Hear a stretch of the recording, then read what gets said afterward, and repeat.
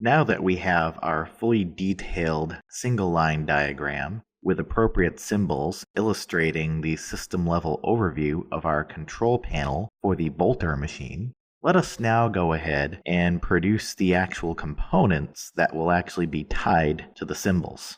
These are what we call manufacturer parts. In SOLIDWORKS Electrical, manufacturer parts are applied to symbols to associate them to a real manufacturer part and, as well, a SOLIDWORKS 3D part. The selected part provides the circuit information, which is compared to the circuit's symbol. Any differences between the symbol's circuits and the manufacturer's parts circuits are also illustrated clearly. Let's go ahead and establish a manufacturer item for this LED component that you see right here labeled H1.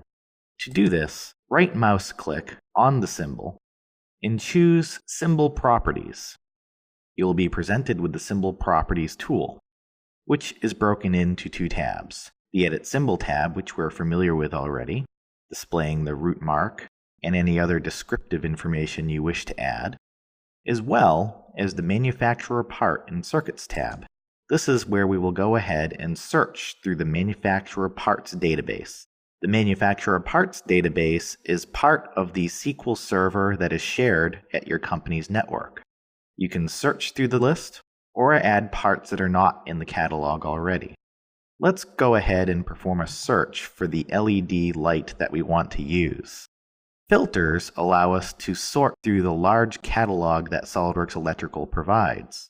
In this case, you'll notice that we have a check mark already placed on the In the Class filter, and it says that we're in the category of signaling, alarm/luminous. It automatically places us in this classification due to the type of symbol that we created on our single line diagram.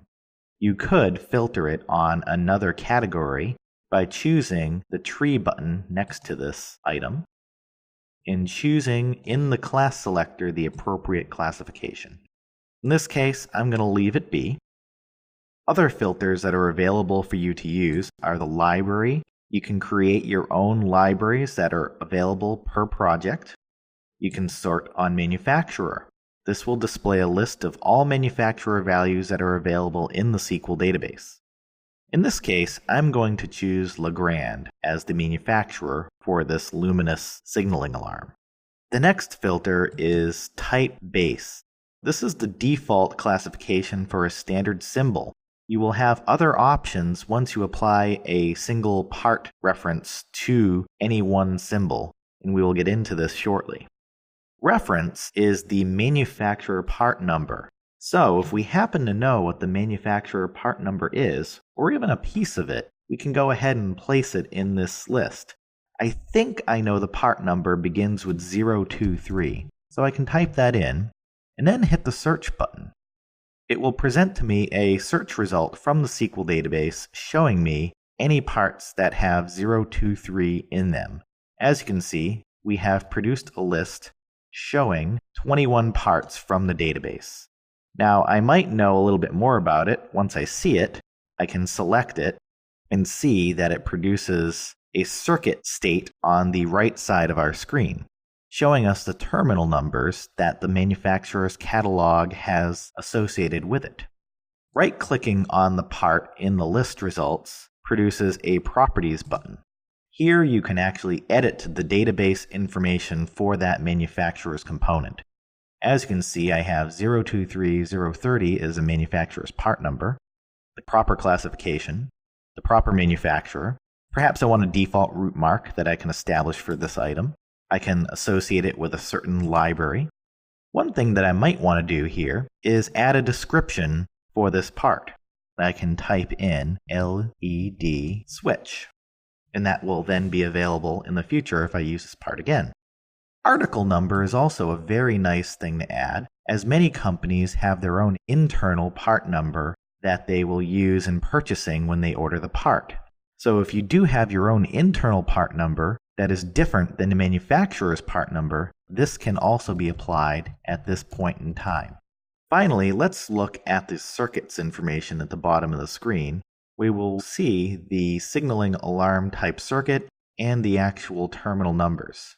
When we create new parts from scratch, we'll show you how to actually add this information. Right now, observe that we have terminal X1 and X2 already applied. I will choose OK here, and I will add one of these items to the symbol by choosing the plus sign next to the number 1. The number 1 illustrates how many of these items are related to this symbol. In this case, we have one symbol with one part. I will hit the plus sign, and it adds it to the list of manufacturers. You can think of this bottom window as the bill of materials for the symbol that we are looking at. Once I am all set, I will choose the Select button. I will see the Manufacturer Parts and Circuits tab, and I can choose OK again. Notice that our symbol automatically fills out the part number related to that manufacturer's part.